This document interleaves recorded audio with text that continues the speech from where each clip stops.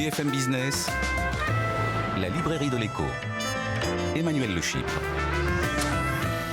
Bienvenue dans la librairie de l'écho, l'émission de BFM Business qui vous offre chaque semaine le meilleur de la littérature économique. Alors, c'est une émission spéciale évidemment, c'est les fêtes, c'est Noël, et qu'est-ce qu'on fait à Noël ? Eh bien, on se retrouve avec ceux qu'on aime bien, on offre des cadeaux, on se raconte des belles histoires, on se dispute aussi à Noël bien sûr. Eh bien, c'est exactement ce qu'on vous propose de faire tout au long de cette émission spéciale fête évidemment.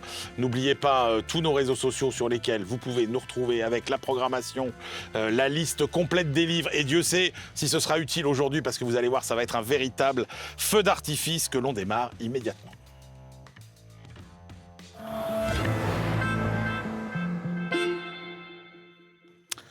Et on démarre avec ce que nos camarades considèrent comme le livre le plus important de l'année. Nos camarades, qui sont-ils ? Julien Damon, enseignant à Sciences Po et à HEC. Oui. Julien, Christian Chavagneux, éditorialiste à alternativeéconomique.fr et le principal animateur de la rubrique livre aussi d'Alternative économique. Jean-Marc Daniel, professeur émérite à l'ESCP Business School, président et critique de la Société d'économie politique, et puis Eva Jaco, notre camarade journaliste de BFM Business. On démarre, allez, avec donc votre livre de l'année, mesdames et messieurs. Christian Chavagneux, quel est le livre qui vous a le plus marqué cette année et qui peut-être aura le mérite d'être sous le sapin pour quelqu'un? Évidemment, le livre de Julia Cagé et Thomas Piketty qui est sorti au Seuil, une histoire du conflit politique, élections et inégalité sociale en France, 1789-2022. D'abord, un travail statistique absolument époustouflant pour les 36 000 communes de France. Pour les 36 000 communes de France, vous avez bien évidemment une base de données en ligne qui vous donne toutes les conditions socio-économiques, donc le revenu par habitant, le nombre de cadres, le nombre de propriétaires, etc.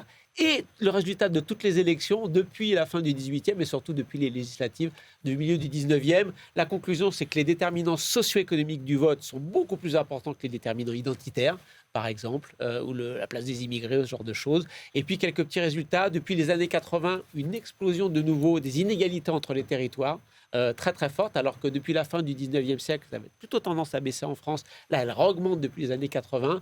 Les riches n'ont jamais autant voté, les pauvres n'ont jamais autant pas voté. L'écart de taux de participation est historique entre les communes les plus riches et les communes les plus pauvres. Bon, évidemment, il y a des considérations plus politiques chez Piketty et Cagé qui veulent essayer de nous expliquer comment la gauche a perdu les voix, comment elle doit en regagner. Mais vraiment, ce travail sur les inégalités territoriales, exceptionnel. Ouais, avec ce message aussi, Christian, qui l'idée que la gauche traditionnelle a encore une base électorale qui pourrait être assez solide. Oui, tout à fait. On nous dit que les classes populaires ne votent pas pour la gauche. Si, elles votent encore pour la gauche, mais pas suffisamment. Et quand il y a un éclatement du vote populaire, à ce moment-là, la gauche perd toujours. Et c'est les moments où les inégalités remontent.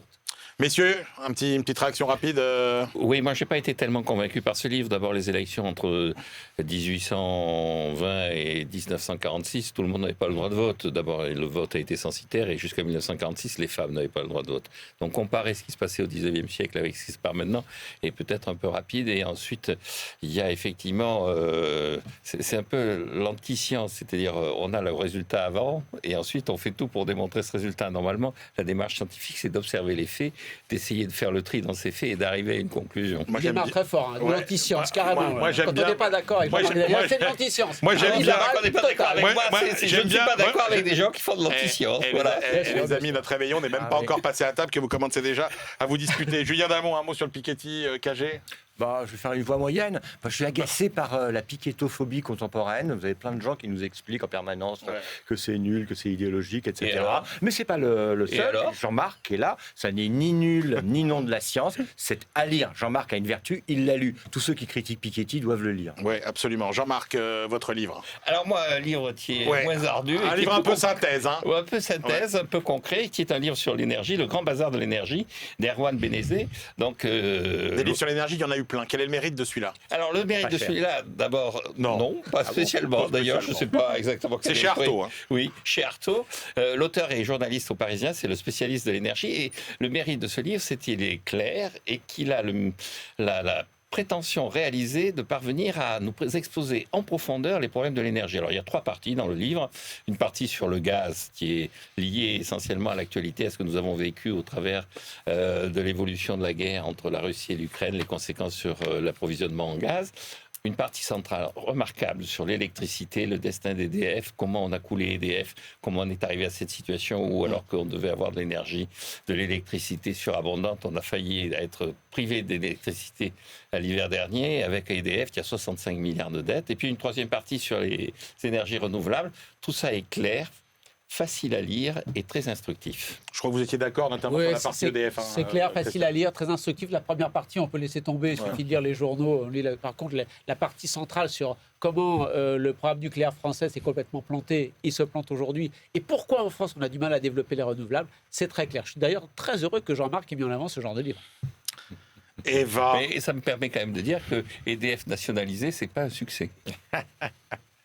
De l'ambiance, hein, c'est bien. Alors là, un livre qui va tous vous mettre d'accord. Si vous avez encore un petit peu une âme d'enfant, je sais pas, Jean-Marc, s'il est... J'ai jamais eu une âme d'enfant. Oui, mais même, vous allez voir les adultes. Eva, Oui. franchement, c'est un de mes livres chouchous de l'année. Le livre La saga Lego, la petite brique qui a conquis le monde. Jens Andersen, c'est chez Duno. Oui, et moi c'est plus léger, du coup je vais essayer de vous convaincre, Jean-Marc. C'est vraiment un guide complet sur cette incroyable histoire de Lego, de cette petite brique qui a été créée en 1920. En fait, à la base, c'est une petite entreprise de menuiserie danoise. Ça se passe dans la ville de Billund au Danemark. C'est devenu ensuite Legoland en 1968. Alors les premières briques Lego, elles sont apparues dans les années 40. À la base, c'était des petites briques en bois. Et puis ensuite, les briques Lego ont été commercialisées et le plastique est arrivé dans les années 1949 à peu près. Et puis ensuite, voilà, l'histoire s'est faite. L'histoire avec un grand A, avec un grand H a commencé. Rapidement, Lego s'est vendu en Suisse, aux Pays-Bas, en Autriche, au Portugal. Et puis, dans les années 60, le rythme vraiment s'est accéléré. Il y a eu aussi de nouvelles gammes qui étaient faites spécialement pour les adultes. Il y a eu des passages à vide. Voilà. Et puis après, ils ont su à chaque fois redire. On vous dit ça d'un ton léger, mais c'est un livre d'économie. C'est un livre qui raconte une success story de business. Alors, l'avantage aussi, et ce qui est un point fort de Lego aussi, c'est que les adultes n'y résistent pas non plus, en fait. Ouais, les adultes sont vraiment fans et ça se prouve parce que le marché des adultes est en croissance, on l'a vu cette année. Et puis, c'est 28% du chiffre d'affaires du marché du jouet. Et puis, Lego est leader dans ce segment-là avec 12% de part du marché. Il y a des catégories comme Lego City, Star Wars, Lego Art. Les derniers lancements d'ailleurs pour adultes, c'est le Concorde et l'Orient Express. Et ça plaît à pas mal de monde autour de cette table pour ne regarder personne. Oui, j'avoue. Je sens que le Lego Concorde, il faut l'acheter pour... Oui, ou l'Orient Express, je sais pas, Jean-Marc, vous offre quoi? Vous avez déjà fait des petits jeux de construction comme ça? Mais peut-être des calèches de 1770, vous savez. Donc on est d'accord. Ce monsieur a fait Polytechnique. Il n'a même jamais construit une maquette de Lego. Ah non, oh là là là là là là, mon Dieu. J'ai eu une très mauvaise note en dessin industriel en plus. Ouais. Alors que moi, j'en achète pour mes enfants, mais ça leur fait moins plaisir qu'à moi. Et donc du coup, c'est moi qui l'ai fait. Eh oui, Julien Damon, on passe à votre livre, votre choix de livre de l'année. Serge Pogam, L'attachement social, forme et fondement de la solidarité humaine, c'est aux éditions du Seuil. Oui, et ça n'est pas un livre d'économiste, mais de sociologue. C'est ma singularité dans cette émission. Et de surcroît, ça n'est pas un petit livre, c'est un pavé de plus de 600 pages. Donc c'est parfait pour mettre sous le sapin, mais c'est surtout parfait si on veut faire le point sur ces questions récurrentes dans le débat public, parfois un peu présentées de façon gnangnan, du lien social. On a l'intérêt avec Serge Pogam d'avoir une démarche rigoureuse, c'est un virtuose de la typologie, et il nous décrit les contours et évolutions des liens familiaux, des liens amicaux, des liens professionnels, et puis du lien national. Et il s'ensuit, à partir d'une base de données qu'il a créée à partir de 34 pays, un portrait des évolutions de ces liens qui soit nous libèrent, soit nous contraignent. C'est d'abord un peu le sujet de Noël d'ailleurs, que d'avoir des réunions familiales où nous nous libérons et nous sommes contents, mais aussi nous sommes pleins de contraintes. Enfin, en tout cas, ces 600 pages nous permettent d'avoir une analyse de ces institutions que sont nos relations humaines et de ce que sont les institutions qui les protègent, ces relations humaines, qu'il s'agisse de la famille, protection sociale rapprochée, ou des éléments plus généraux et institutionnels de protection sociale. Merci Julien. Allez, moi j'ai choisi de célébrer un anniversaire, les 100 ans de la Harvard Business Review. La Harvard Business Review, c'est sans doute la revue de recherche la plus prestigieuse consacrée au management, à la gestion, à la stratégie, à la finance. Elle regroupe des articles écrits essentiellement par des universitaires, des dirigeants d'entreprises ou des consultants. Plusieurs générations de dirigeants d'entreprises ont été biberonnés à la Harvard Business Review. Eh bien, vous retrouverez dans ce numéro anniversaire une vingtaine des articles qui, au cours de ces 100 ans, ont marqué finalement l'histoire de la revue et donc de la pensée managériale. C'est absolument passionnant. Allez, après ce tour d'horizon, on passe maintenant au moment que tout le monde attend, les cadeaux. Alors on a fait, vous connaissez notre formule maintenant, hein, vous avez tous dans votre famille un certain nombre de profils, eh bien on a décidé de les prendre un par un et de leur offrir le cadeau qui leur correspond. Julien Damon, vous avez été chargé du cadeau pour le grand-père qui aime l'histoire. On a tous un grand-père qui aime l'histoire. Absolument. Et là, j'ai trouvé un ouvrage d'économiste, et pas le moindre, puisqu'il s'agit du dernier texte de Branko Milanovic qui traite des visions de l'inégalité. Alors attention, ce n'est pas les visions au sens de « on aurait des visions », c'est la manière dont les économistes classiques conceptualisent, observe et quantifie même les inégalités. Et l'analyse va de François Quesnay à Pareto, en passant par Marx, Smith et Ricardo. L'intérêt essentiel, au-delà de l'érudition de l'auteur, au-delà aussi de la capacité qu'il a à reconstruire des bases de données, c'est de montrer la grande relativité des inégalités. C'est en anglais, hein. Bravo.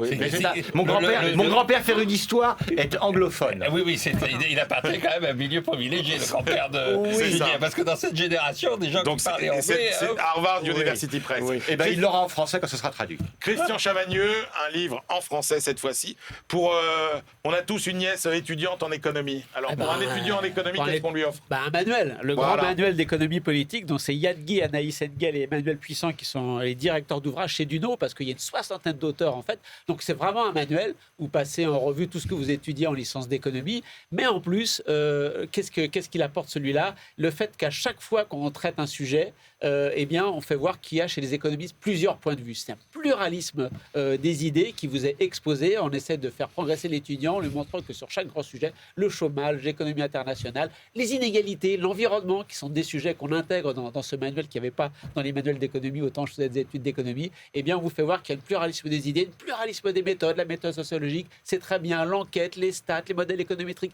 tout ça, c'est bien, et un pluralisme des disciplines. L'économie ne peut rien expliquer toute seule. Il faut de la sociologie, il faut de la psychologie, il faut de l'histoire. C'est vraiment une bonne introduction à la matière.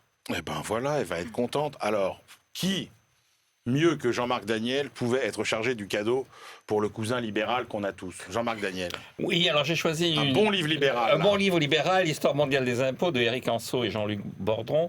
Et donc, c'est pour conforter le... C'est subtil, parce que c'est pas fondamentalement un livre libéral. Non, absolument, ça va le conforter dans le fait que le sadofiscalisme a toujours sévi et que entre impôt et imposteur, comme disait Rousseau, il y a une similitude qui tient au fait que l'accent circonflexe sur le haut de impôt vient d'imposteur. L'imposteur, c'est celui qui fait des impôts, puis c'est le menteur. Alors, il y a à la fois, le livre est constitué non pas de façon chronologique, mais de façon thématique.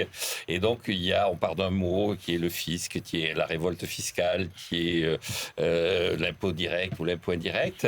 Et puis, il y a à la fois un mélange d'anecdotes, c'est-à-dire on découvre comment on s'est battu pour savoir s'il fallait faire des impôts sur le savon ou pas, sur la barbe ou pas. Et puis des choses beaucoup plus techniques sur le plan de la technique fiscale et beaucoup plus techniques sur le plan de l'économie. Donc c'est un livre que tout individu, libéral ou non libéral, doit lire. Le libéral pour se rassurer et le non libéral pour se convaincre. J'espère que Jean-Marc Daniel est né dans une maternité privée. Parce que s'il est né dans une maternité publique, heureusement qu'il y avait des impôts. Je suis né dans une maternité publique. Comme quoi. Et il a fait l'école publique. J'ai fait l'école publique, mes parents étaient dans l'école publique. On voit ce que ça donne. C'est vrai qu'il faudrait peut-être arrêter de payer les impôts. Hein. Allez, mes études ont été payées en plus, puisque c'est l'armée qui remboursé. Un des profils les plus délicats à traiter. Et donc la mission revenait à Eva Jago, parce qu'on aura forcément une cousine complotiste autour de la table.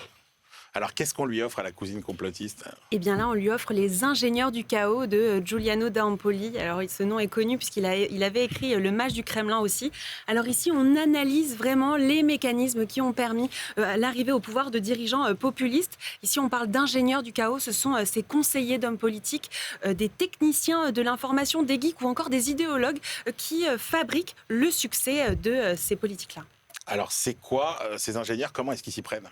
Eh bien, alors ces ingénieurs, ils ont un métier assez particulier, assez hybride, puisque à l'époque, le métier politique, il était vraiment orienté sur, voilà, il fallait avoir fait un cursus sciences politiques ou de journaliste. Aujourd'hui, vraiment, c'est différent. On est plus dans la technique. L'auteur cite par exemple le bras droit de Boris Johnson, Dominic Cummings, qui lui a étudié la physique avant tout le reste. Alors, c'est plus Sciences Po qu'il faut faire, c'est vraiment savoir manier les données qui importe. Et pourquoi est-ce que ça fascine tant les politiques? Parce qu'on a l'impression que c'est la recette magique du succès, quoi, en fait. C'est vrai que cette année, ils l'ont tous lu, à savoir Laurent Wauquiez, Clément Beaune ou encore Bruno Le Maire, même le président de la République. C'est perçu comme vraiment un guide d'outils pratiques, des moyens qui aideront à lutter ce phénomène.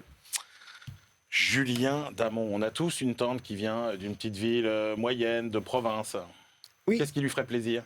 Alors, ce qui lui ferait plaisir, c'est de lire Xavier Jaravel. D'abord parce que dans le titre de son ouvrage, Marie Curie habite dans le Morbihan. Il y a un clin d'œil à tous les modestes et tous les éloignés, donc notre tante de province en l'occurrence. Et puis surtout parce que la thèse générale, assise sur de la science rigoureuse, consiste à nous dire qu'il y a plein de talents cachés en France et de talents perdus, des Marie Curie perdus, pouvant habiter dans le Morbihan, qu'il s'agit par un investissement puissant dans l'école de réveiller, d'éveiller et de leur permettre de participer au grand processus collectif et démocratique, selon lui, d'innovation. Donc pour ma tante de province, je lui passerai ce petit ouvrage percutant qui d'ailleurs rencontre à juste titre le succès. Vous faisiez un peu l'amour, Christian Chavagneux, non? Oui, parce que pour développer l'innovation, il faut mettre de l'argent dans l'éducation. C'est pas quelque chose qui paraît complètement Très innovant pour le coup, et que Bill Gates l'avait dit, si j'étais né au milieu de l'Afrique, je ne serais jamais devenu Bill Gates. Il y a bien un déterminant géographique, social, et si vous mettez de l'argent dans le Morbihan, vous allez sortir une Marie Curie, alors que si vous le mettez à Grenoble, vous allez en sortir 10. Donc il vaut mieux renforcer les inégalités tout en restant dans la logique de Xavier Jaravel. Jean-Marc Daniel, sortez de ce corps. Bon, moi je pensais qu'il fallait qu'on dise du bien des bouquins qu'on offrait à notre temps. Moi c'était pour lui faire plaisir. Je pourrais dire beaucoup de mal du droit de Jaravel. Vous savez comment ça, Julien? C'est quoi ton cadeau? Ça a l'air bien. Mais il va tout revendre immédiatement sur Amazon ou sur le Bon Coin dès le lendemain. Allez, on a tous aussi, parce que c'est normal, on a tous aussi un copain qui sera là, fasciné par les crypto-monnaies. Alors, Christian Chavagneux, vous avez décidé de peut-être de calmer son enthousiasme en remettant en perspective l'incroyable histoire de l'argent. Exactement, c'est Benoît Sima et Tristan Garnier, c'est donc une BD aux arènes. Et pourquoi crypto-monnaie? Parce qu'en fait, le personnage principal qu'ils ont utilisé comme médiateur, c'est Satoshi Nakamoto, celui qui normalement a créé le Bitcoin, plusieurs personnes, on ne sait pas trop. En fait, c'est une histoire de la monnaie, une histoire de l'argent, mais vraiment plutôt de la monnaie, des débuts dans l'Antiquité jusqu'à aujourd'hui, et on s'aperçoit que la monnaie a toujours été dématérialisée. Il n'y a pas qu'aujourd'hui, on s'aperçoit que les rapports de force, les combats entre les grands acteurs privés et les acteurs publics autour de la maîtrise de la monnaie et de la finance, eh bien, ça date depuis la Lydie et depuis les débuts des premières monnaies. C'est très simple, c'est très pédagogue, on apprend beaucoup de choses. Une belle BD. Formidable. Eh ben, on a confié le cadeau pour le libéral à Jean-Marc Daniel, et ben du coup, on vous a aussi confié, Jean-Marc, le cadeau pour évidemment le beau-frère fonctionnaire qu'on a tous. Oui, absolument. Qu'est-ce qui ferait plaisir à un fonctionnaire? Un fonctionnaire, ce qui ferait plaisir, c'est de savoir qui et comment se comporte l'ennemi. Or, l'ennemi qu'on lui annonce depuis toujours, c'est le cabinet de consultants qui va s'abattre sur lui et qui va lui dire ce qu'il mange son pain. Qui mange son pain. Et on l'a bien vu cette année, ça a été une des sagas de l'année. Et donc, il y a un livre qui a été publié sur McKinsey pour le meilleur et pour le pire, aux éditions Buchet-Chastel. C'est la traduction d'un livre américain par deux journalistes du New York Times, je crois. Et Alors c'est un livre qui est assez remarquable, qui est fait d'ailleurs à l'américaine, c'est-à-dire il y a un mélange d'anecdotes et de considérations plus théoriques sur la façon dont ça fonctionne.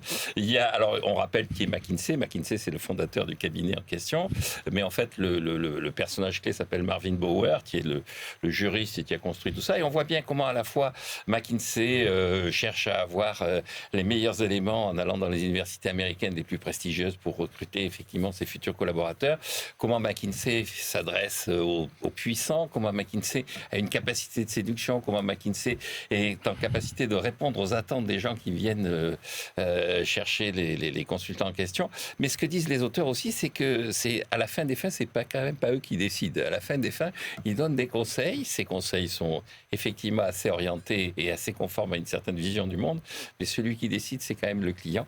Et donc, c'est une façon de dire à notre beau-frère fonctionnaire, à la fin des fins, c'est quand même toi qui devras décider. Merci Jean-Marc. Allez, moi j'ai choisi. Alors là, on est à la frontière de la politique, de l'économie, de la sociologie. C'est le livre de Géraldine Mühlmann, Pour les faits, aux éditions Les Belles Lettres. Pourquoi ? Eh bien parce qu'elle part d'un constat terrible. Nous n'arrivons plus à nous mettre d'accord, ne serait-ce que sur les faits de ce qui se passe vraiment. Or, eh bien, se mettre d'accord sur les faits, c'est indispensable à notre vie collective, au bien vivre ensemble. Et donc, c'est une sorte de plaidoyer, finalement, pour l'impartialité. Elle raconte, elle revient sur l'histoire du journalisme, et elle dit oui, l'impartialité, c'est possible, effectivement. Et donc, voilà, c'est ce plaidoyer pour l'impartialité que je trouve très salutaire. Comme ça, voilà, si vous avez un neveu journaliste, ce sera parfait pour lui mettre les idées bien en place dès le début de sa carrière. C'est aux éditions Les Belles Lettres. Alors, Julien, on aura cette conversation aussi à Noël. La voiture, le vélo, on aura forcément quelqu'un qui n'aime pas la voiture dans notre famille. Qu'est-ce qu'on lui offre ? Eh bien, à cette marraine, en tout cas à ce membre de ma famille Absolument. Anti-voiture. On a choisi la marraine. La marraine anti-voiture. Je lui offrirai l'ouvrage à 3 signatures d'un ingénieur, d'un architecte et d'un urbaniste qui se titre « La ville stationnaire, comment mettre fin à l'étalement urbain ». Parce que c'est un ouvrage très surprenant, très renseigné, très documenté et en même temps très militant, extrêmement révolutionnaire même. Ma marraine anti-voiture ne va plus en pouvoir, elle va en faire sa Bible, ce petit bouquin à couverture verte. Quelle est l'idée forte ? En matière d'urbanisme, le truc à la mode, c'est le ZAN, ça veut dire zéro artificialisation nette. Et bien ceux-là, mes 3 amis là, et les 3 amis de ma marraine, ils sont pour le zéro artificialisation brute. C'est donc plus d'artificialisation, on arrête de construire, on réhabilite, on fait une politique très puissante d'aménagement du territoire pour que les villes moyennes permettent à chacun de vivre et permettent aussi de ne pas trop se déplacer. D'où la voiture. Plus sérieusement, parce que je le fais avec un petit regard caustique, cet ouvrage a cet intérêt extraordinaire d'être extrêmement précis, extrêmement documenté et peut faire changer des avis. Alors, pas celui de ma marraine, qui, elle, sera ravie, mais Jean-Marc, peut-être, le lisant, se dira « Ah bah tiens, quand même, il y a peut-être des choses pas trop mal chez les écolos gauchos. » Alors, j'en avais fait la critique dans l'émission et j'en avais dit plutôt du bien. Oui. Alors, il se trouve que je ne sais pas depuis combien de temps Julien et Jean-Marc vous n'aviez pas discuté, mais Jean-Marc n'est plus le même depuis quelques mois. C'est-à-dire que vous ne savez plus parfois si c'est Christian Chavagneux qui parle, si c'est... Il ne faut pas exagérer. Moi, je vais exagérer, là. Il va vous faire un procès. Attendez. Il y a un an, celui qui avait la marguerite entre les dents, c'était Christian Chavagneux. Aujourd'hui, c'est plutôt Jean-Marc Daniel. Moi, tous les deux, même d'ailleurs. J'observe qu'ils se ressemblent de plus en plus. Oui, mais vous savez quoi ? C'est ça. Vous savez quoi, cher Julien ? Le On- problème, c'est que Jean-Marc on les a fait distingue beaucoup plus. plus de chemin vers Christian que Christian n'en a fait vers c'est vrai. Jean-Marc. C'est normal, moi je suis au centre et lui il venait de très loin. Donc, Allez, moi, c'est tout. Christian, on a tous dans la famille un chef d'entreprise, un tonton par exemple qui a sa boîte.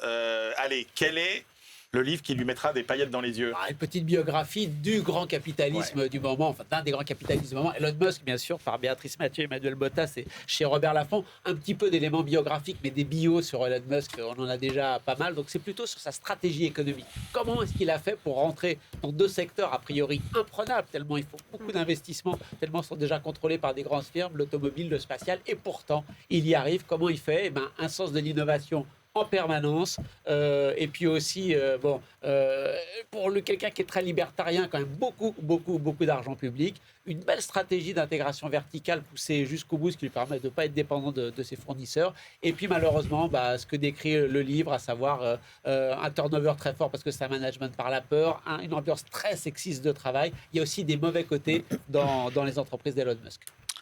Parfait. Et on termine, allez, avec notre morceau de bravoure, parce qu'on a tous dans la famille un syndicaliste. Ah bon ? Jean-Marc Daniel. Bah oui, qui n'a pas dans sa famille un syndicaliste ? Je vous ai assigné le livre à offrir. Allez, à notre belle-sœur, à la belle-sœur syndicaliste. Alors, la belle-sœur syndicaliste, j'ai choisi le livre de Pascal Perry aux éditions de l'Archipel. Donc, Pascal Perry, ça s'appelle Génération Farniente. Et le sous-titre, c'est Pourquoi tant de Français ont perdu le goût du travail. Donc, Pascal Perry, il ne va pas par quatre chemins, dans un style très acerbe et très acéré. Il dénonce l'esprit de fainéantise, d'ailleurs, il emploie le mot, il n'hésite pas à le dire, qui est en train de gagner le pays, alors qui est en train de tenir en particulier par les syndicats, le discours sur la semaine de 4 jours, etc.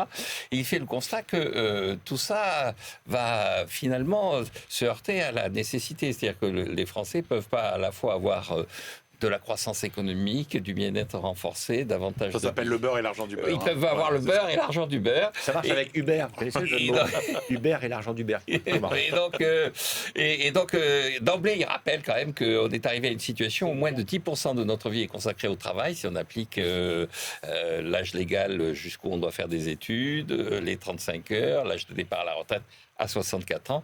Et à la fin des fins, quand on reste dans ce cadre, 5 semaines de congés payés, quand on reste dans ce cadre-là, on aura travaillé moins de 10% dans sa vie.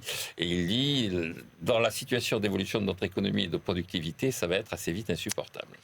Eh bien, merci, messieurs, dames. Surtout, restez avec nous pour la deuxième partie de l'émission, parce que là, on va aborder les deux thèmes sur lesquels vous risquez de vous étriper en famille pendant les fêtes. Et donc, on va vous donner quelques arguments pour muscler votre discours. Et puis, on fera le tour du monde aussi, évidemment, avec Benaouda Abdelhaim. Et on terminera, comme de coutume, avec les livres qu'on attend avec impatience pour la rentrée. On se retrouve tout de suite pour la deuxième partie de cette librairie de l'écho.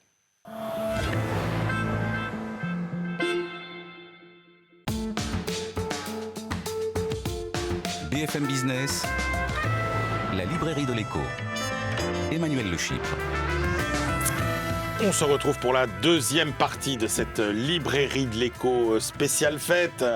On retrouve, ils étaient déjà là dans la première partie de l'émission, Christian Chavagneux, Julien Damon, Jean-Marc Daniel, et nous avons le plaisir d'être rejoints par Benaouda Abdelhaim qui nous proposera son tour du monde de fin d'année. Allez, on démarre avec les deux débats qui risquent d'enflammer vos conversations de fête, et donc on a décidé de vous fournir quelques arguments pour y participer. Le premier débat, c'est autour du ras-le-bol du diktat écolo, qu'on sent plus ou moins monter ou pas d'ailleurs. Et là, on commence avec votre choix, Julien Damon, le livre d'Hervé Marchal, Jean-Marc Stébé, Le Pavillon, une passion française. Ça, c'est bon pour commencer à discuter. Ah, ça c'est bon, ça, Coco. Ouais. Oui.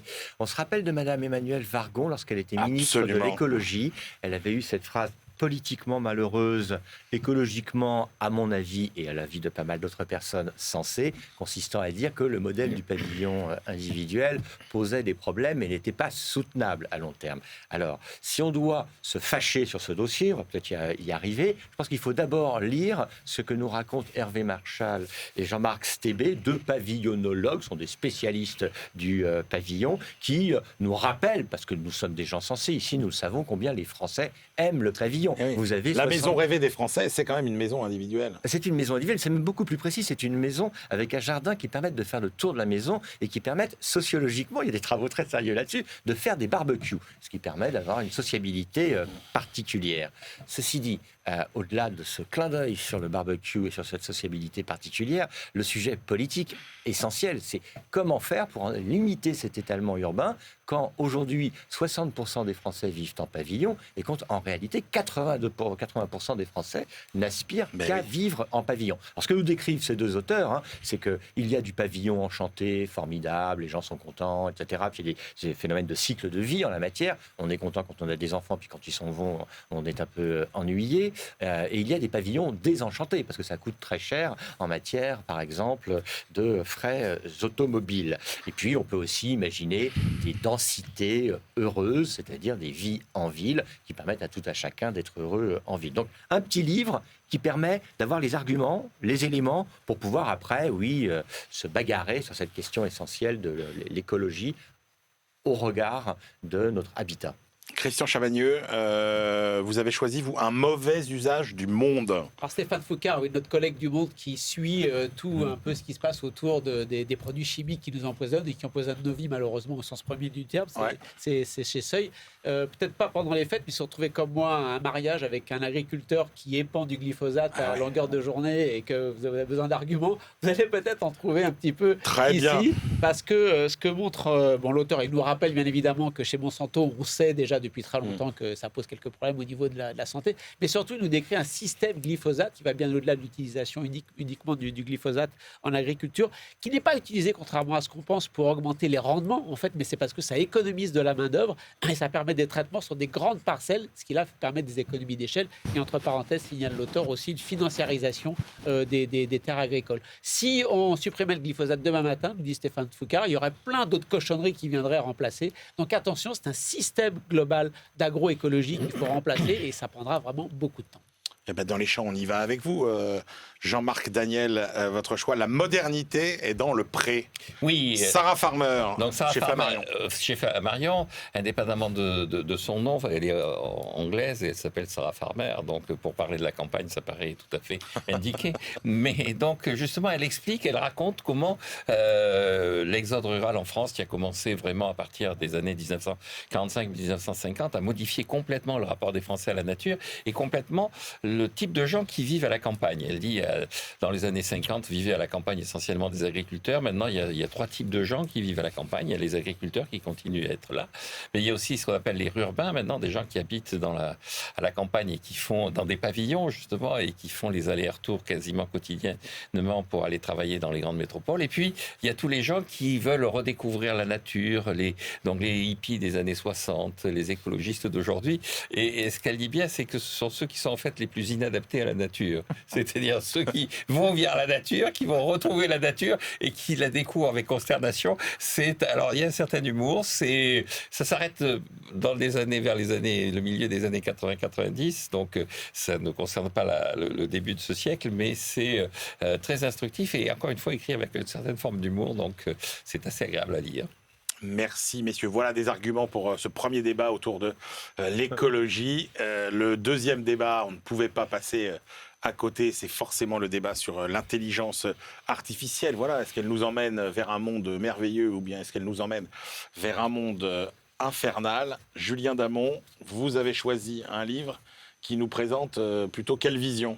Ah oui, la vision désastreuse, apocalyptique. Alors, ça n'est pas précisément sur l'IA. Si j'avais dû me cantonner à l'IA, j'aurais pris un bouquin qui n'est pas sorti cette année, qui est plus ancien, qui est celui de Luc Julia, qui nous dit bien l'intelligence artificielle n'existe pas. Là, c'est Servan Mouton, Humanité et numérique, les liaisons dangereuses. Exactement. Alors, c'est une neurologue, Servan Mouton, qui a réuni 25 experts, essentiellement des médecins, et qui nous montre toutes les difficultés liées au numérique, les difficultés d'une humanité qui est piégée par obstruction de l'attention, par distraction généralisée, hébétude, addiction aux écrans, etc., etc. Un numérique qui soutient la pornographie, la violence, qui alimente, si on peut se permettre l'expression, la sédentarité et l'obésité, et puis qui déshumanise les métiers comme ceux de soignants ou d'enseignants.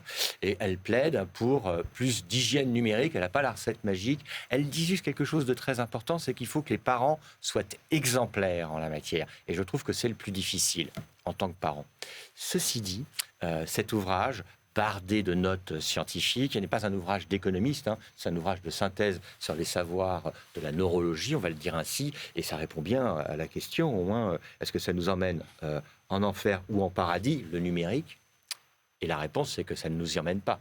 Nous y sommes en enfer. Bon, et puis c'est bien sur ces sujets de mobiliser toutes les disciplines. Jean-Marc Daniel, vous allez nous parler du livre qui pour moi est peut-être le plus intéressant de tous ceux qui sont sortis ces derniers mois sur l'intelligence artificielle, La Déferlante, par Mustapha Suleyman chez Fayard. Oui, absolument. Alors, Mustapha Suleyman essaie d'avoir une vision équilibrée dans un discours ambiant général qui est essentiellement catastrophiste. Il dit que c'est une innovation. Alors, c'est un praticien. À l'origine, il a créé plusieurs boîtes autour de l'intelligence artificielle.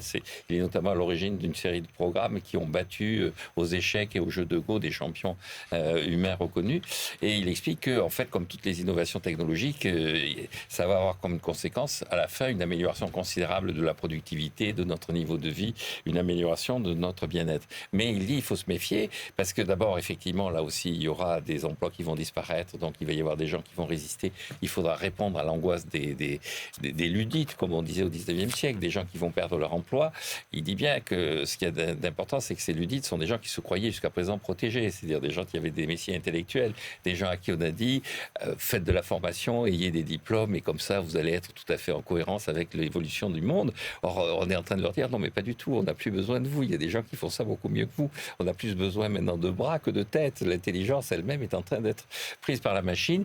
Et puis, la deuxième réflexion qu'il fait, c'est que pour lutter contre les dangers que souligne le livre dont a parlé Julien, c'est-à-dire l'utilisation à des fins criminelles, il faudra une régulation, mais il ne faut pas que la régulation aille trop loin et empêche le progrès de s'exprimer.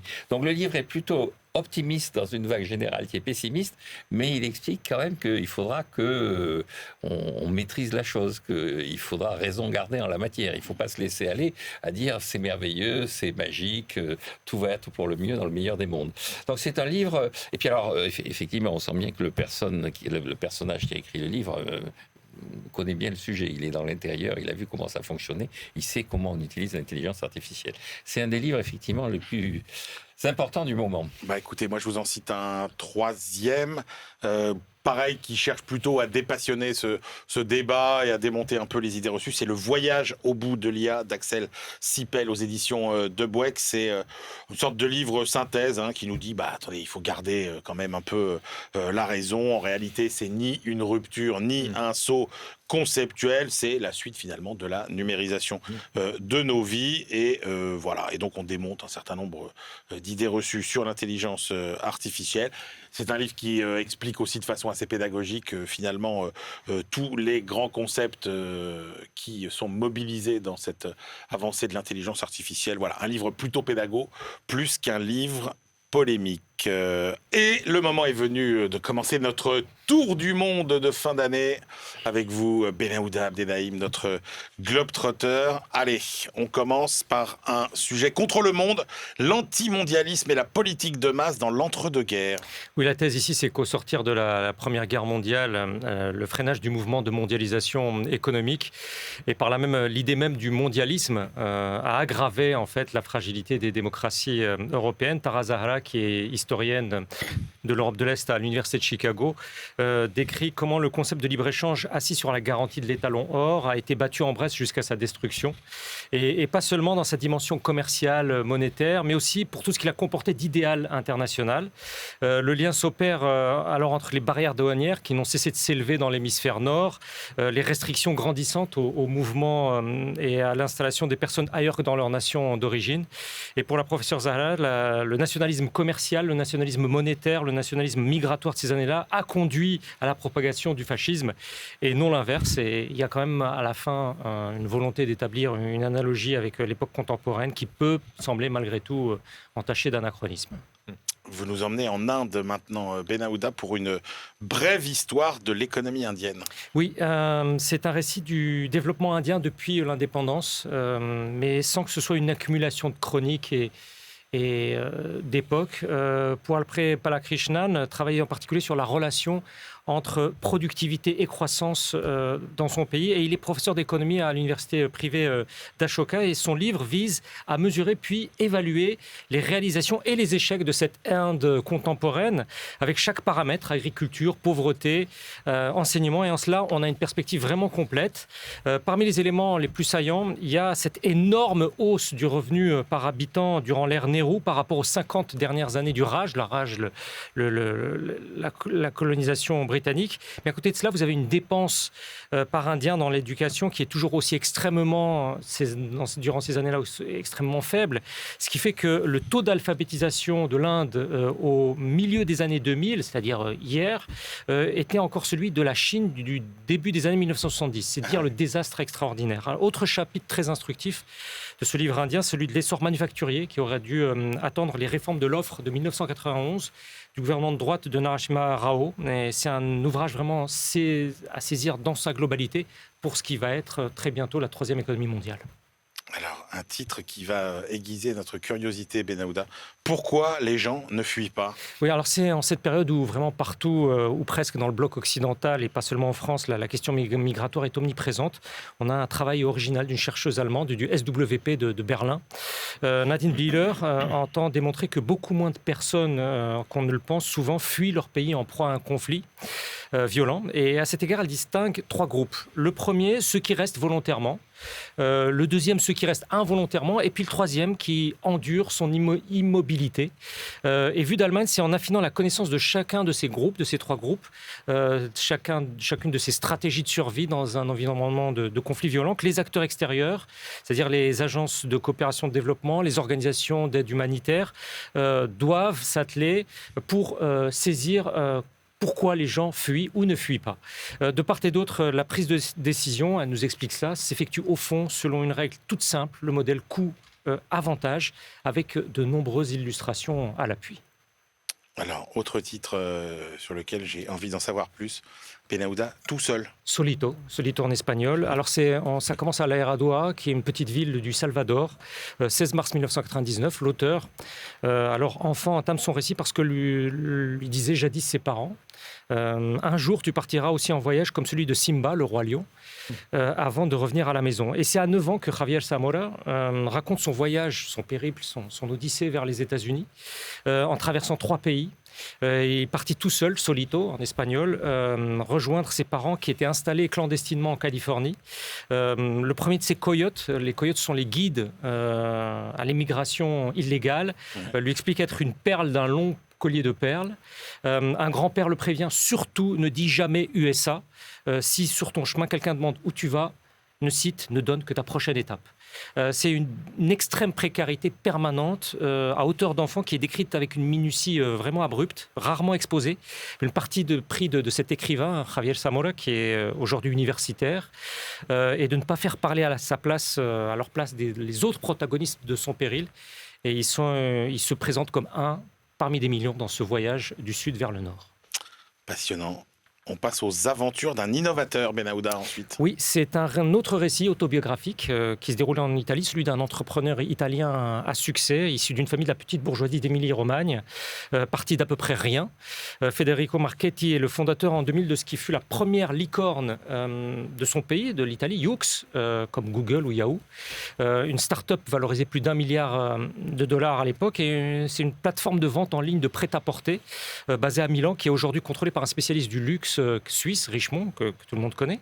En 2000, il nous explique bien comment Internet, c'était monde inconnu, comment il a convaincu les maisons de couture de son pays, les plus prestigieuses, de s'occuper de leur site d'e-commerce en les prenant par la main. Demain, Federico Marchetti écrit que les vêtements seront conçus par un algorithme, fabriqués par des robots, livrés par des drones, mais que la recherche du petit chef-d'œuvre réalisé par un artisan perdurera. Pour lui, l'innovateur aussi doit être une âme libre, anticonformiste, qui aime à faire le contraire de ce qui est attendu. Et on le constate dans le livre, dès l'enfance de l'auteur, encore une fois. Il a quitté Yoox en 2021, au nom aussi de son indépendance d'esprit, qui doit être à ses yeux celle d'un véritable entrepreneur, ne jamais être salarié. Fracturation, 20 ans de relations internationales. C'est un numéro de questions internationales. Bon, alors, une fois n'est La pas coutume. documentation française. Voilà, exactement. Une fois n'est pas coutume, on parlera dans notre rubrique d'un ouvrage en français. Oui, mais qui concerne le Voilà, monde. les relations internationales. Vous me le pardonnerez donc. C'est Noël, on a l'esprit large, Benahouda. C'est fort aimable de votre part, joyeux Noël. Et donc, c'est un spécial anniversaire 20 ans. Passionnant pour les étudiants et pour tous ceux qui se passionnent, somme toute, pour les relations internationales. Et à lire, par exemple, Gilles Andréani, qui est un ancien directeur du Centre d'analyse et de prévision du Quai d'Orsay, qui explique combien le système international n'a jamais été une démocratie. L'inégalité de la puissance règne et a toujours régné. Et combien, pour revenir à notre point de départ, la mondialisation est vulnérable à une nouvelle vague, une nouvelle déferlante protectionniste. On peut aussi lire avec grand intérêt le nouvel écosystème des multinationales par Karim Medjad, qui est professeur au CNAM, que personnellement je ne connaissais pas, peut-être connu autour de cette table. Il analyse une évolution qui leur est plus totalement favorable, nous dit-il, parce que là aussi, on change d'époque, du nord vers le sud, de l'est vers l'ouest. Car les équilibres en gestation sont annonciateurs de nouveaux contre-pouvoirs, notamment venus du Sud. Voilà, la question internationale nous donne un numéro de 20 ans très intéressant. Magnifique, Benahouda. Merci pour toutes ces belles histoires. Vous avez bien choisi pour les fêtes. Allez, bon, forcément, menu de fête, donc allez. C'est toujours pratique, en plus, les livres autour de la gastronomie, etc. Ça fait toujours plaisir. Au moins, on risque pas de se fâcher. Je vous en cite deux, parce que c'est les deux qui m'ont plu, qui ont retenu mon attention. Le premier, ça s'appelle « Les 101 mots du chocolat à l'usage de tous », sous la direction de Anne et Caroline Debache. C'est aux éditions Archibook. Alors, c'est un livre dans lequel il n'y a pas de recettes, dans lequel il n'y a pas d'illustration, il n'y a pas de photographie, mais il y a des textes qui sont écrits par un panel de personnalités diverses, des très connus, des moins connus. Et alors, à chaque fois, ce sont des petites pépites qui ne vous donnent qu'une envie, c'est de croquer. Voilà, évidemment. Voilà, merci messieurs, merci de votre attention. Merci de votre attention. Vous savez quoi, je ne l'ai pas fait exprès. Je vous jure, non, c'est vrai, je ne l'ai pas fait exprès. Non, pas du tout. J'avais une autre expression que j'avais bien préparée qui était de vous dire, c'est comme un petit ballotin, vous voyez, qui vous donne envie de prendre un morceau par-ci par-là. Donc des textes à picorer, des textes à goûter qui sont particulièrement savoureux. Et puis un autre livre assez classique dans sa facture, ça s'appelle L'Odyssée du vin, Tour du monde des vins et vignobles remarquables chez Duno. Pourquoi je vous en parle? Parce qu'il y a des très bons livres sur le vin. C'était juste pour poser un éclairage. C'est écrit par Jérémy Kuckerman. Il est Master of Wine. Et je voulais juste attirer l'attention sur ce diplôme du Master of Wine. C'est ce qu'il y a de plus prestigieux au monde. C'est le Polytechnique du vin. Il y en a 350 dans le monde seulement. C'est 3 ans où il faut courir les vignobles du monde entier. Donc, quand c'est écrit par un Master of Wine, vous pouvez lui faire confiance. C'était, voilà, pour rendre hommage finalement. 2 beaux livres d'économie, en fait. 2, c'est pas grave, c'est Noël. Il faut toujours une petite pause. Il faut toujours une petite pause gourmande. Voilà, et on termine, puisque c'est bientôt la fin de cette émission, par les livres qu'on a envie de découvrir à la rentrée, sur lesquels on est impatient. Alors, le plus rigoureux dans cet exercice, c'est toujours Christian Chavagneux, qui lui a sa moisson. Jean-Marc, moi je suis très franchement, très patient. là, ouais, vous m'avez pas... Il lit que du Ricardo, il n'y a rien annoncé. Voilà. Ouais, Tout ce qui est voilà. passé en 1830 me panique, donc là, ça va. Allez, Christian Chavagneux, on commence avec la moisson de livres que vous attendez. Il y a l'autre moitié du monde, et c'est sur le sens et la valeur du travail. Par Paul Magnette à la découverte, donc c'est un professeur de théorie politique, mais c'est aussi le leader du Parti socialiste belge. Et il dit la droite et les libéraux ont récupéré la valeur travail. Il faut que la gauche se réapproprie la valeur travail. Et donc il va proposer une méthode pour que la gauche se réapproprie la valeur travail. Le grand Je mythe. suis très impatient. C'est les 45 heures. C'est pas grave, Jean-Marc, parce que je vais vous obliger à débattre avec moi sur ce sujet.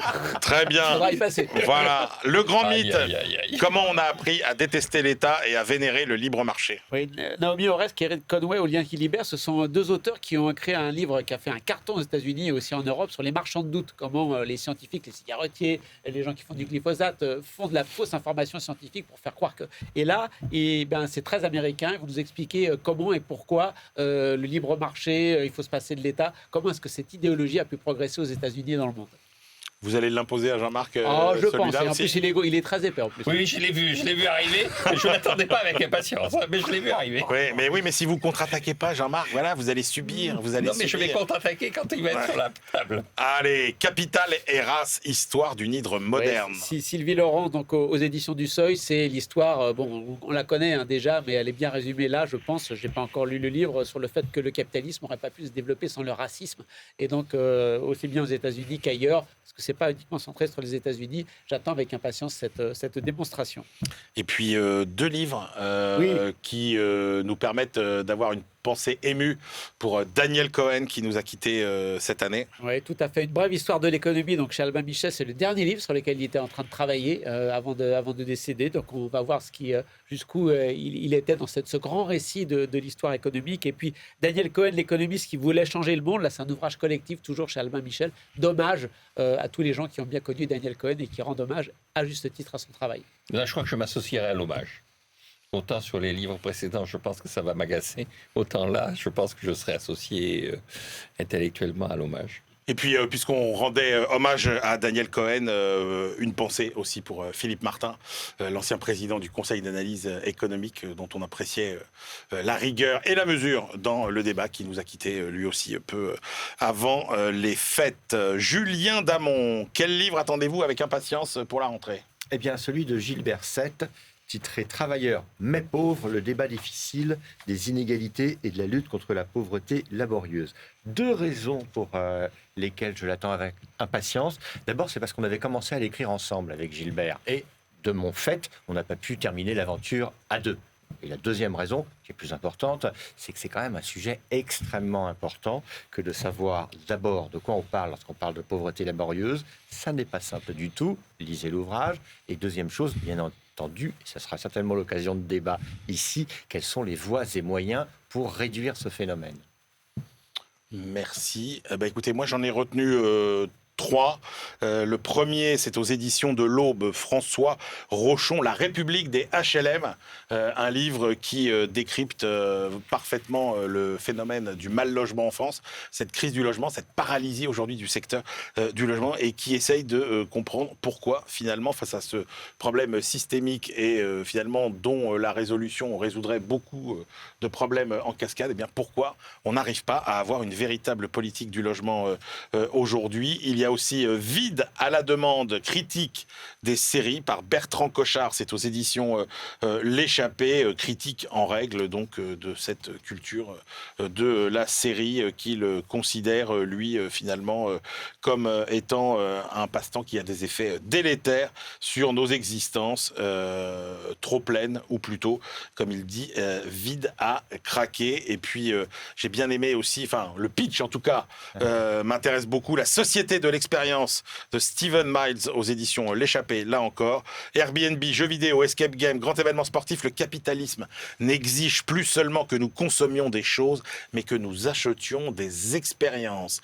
Voilà la thèse qui est développée dans ce livre et qu'on attendra avec impatience aussi. Voilà, c'est bientôt la fin de cette émission. Alors comme chaque fois qu'on va se séparer un petit peu pour quelques temps avant les fêtes, si jamais on vous manque et si jamais tous les participants à cette librairie de Noël vous manquent, je vous rappelle quand même leurs ouvrages pour les retrouver. Christian Chavagneux, on rappelle toujours vos plus belles histoires de l'escroquerie. En poche maintenant aussi. En poche, tout à fait. Ouais. Du collier de la reine à l'affaire Madoff. Voilà. Le bouquin aussi de On n'arrête pas l'écho, l'émission à laquelle vous contribuez sur France Inter. Ça a été publié au Seuil également. Jean-Marc Daniel, alors c'est dur à suivre parce que Jean-Marc Daniel, il en publie régulièrement. Lequel vous voulez qu'on retienne redécouvrir les physiocrates. Oui, parce que c'est à la fois l'écologie et le XVIIIe siècle, et c'est les 2 sujets sur lesquels on devrait s'investir intellectuellement. Et Julien Damon, on reste sur les toilettes publiques. Absolument, c'est selon Julien Damon un chef-d'œuvre. Oui, pas que selon Julien Damon, un des livres les plus étonnants de cette année et les plus... Oui, c'est à la fois étonnant et très sérieux. Oui, et c'est très indépendamment sérieux, de la présence de Julien Absolument. ici, c'est un livre qu'on aurait pu mettre dans les livres à recommander parmi les succès et les livres c'est de l'année. fait, on le met aussi dans la hotte Sous le sapin. du Père Noël sous le sapin. Voilà, c'est la fin de cette librairie de l'écho de fête. On vous souhaite donc de très belles fêtes de fin d'année et on a hâte de vous retrouver à la rentrée.